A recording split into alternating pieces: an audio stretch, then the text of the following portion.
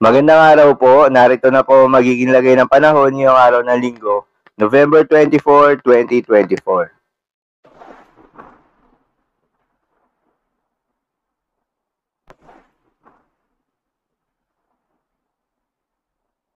Sa kasalukuyan na tayo sa pag-asa, itong northeast monsoon o hanging amihan ay patuloy pa rin nakakaapekto sa may extreme northern Luzon. Dahil dito, asahan yung maulap na kalangitan na may mahihina hanggang sa katamtaman ng mga pagulan. Intertropical Convergence Zone naman o ITZZ ang nakakaapekto naman sa buong bahagi ng Mindanao. Dahil dito asahan naman yung maulap na kalangitan na may kalagkalat ng mga pagulan at thunderstorms, particular na sa may silangan ng Mindanao. Habang mga localized thunderstorms naman ang aasahan sa lalalabing bahagi ng ating bansa na umiiral tuwing hapon o gabi. Magandang balita naman dahil ayon sa pag-asa ay wala na tayong binabantayan na low pressure area o bagyo sa loob o malapit sa Philippine Area of Responsibility na maaaring makaapekto sa ating bansa.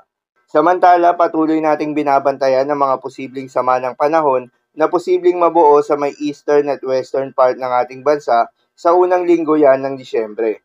Base na rin yan sa pinaka-latest Tropical Cyclone Threat Potential Forecast na inilabas ng pag-asa at sa forecast model rin na ating ginagamit.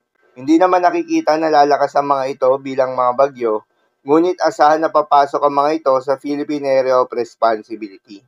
Kaya naman patuloy nating babantayan ang magiging development ng mga ito. Paalala lamang po na mga nasabing forecast ay posible pa po magbago. Kaya naman patuloy lamang magantabay sa mga update nating ilalabas at ng pag-asa. Dahil nga sa epekto nitong northeast monsoon, asahan ngayong araw ng linggo sa Batanes at Cagayan ang maulap na kalangitan na may mga mahihina hanggang sa katamtaman ng mga pagulan. Posible ang mga pagbaha o pagguho ng lupa dahil sa katamtaman hanggang sa kung minsan ay malakas na pagulan.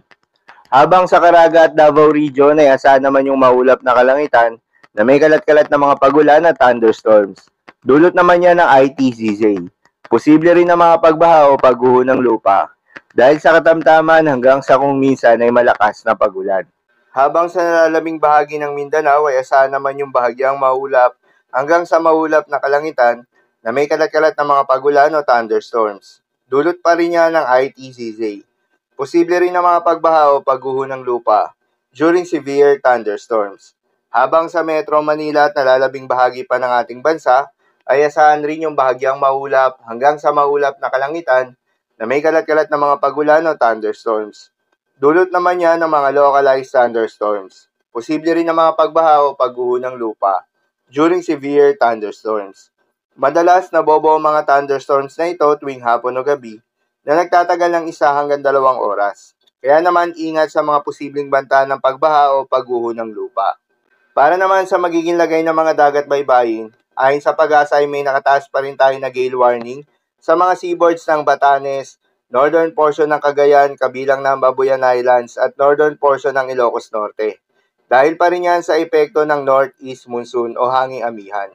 Ayon sa pag-asa ay huwag munang pumalaot yung mga kababayan nating mangingisda at yung may mga maliliit na sasakyan pandagat dahil inaasahan yung maalon hanggang sa napakaalon na karagatan.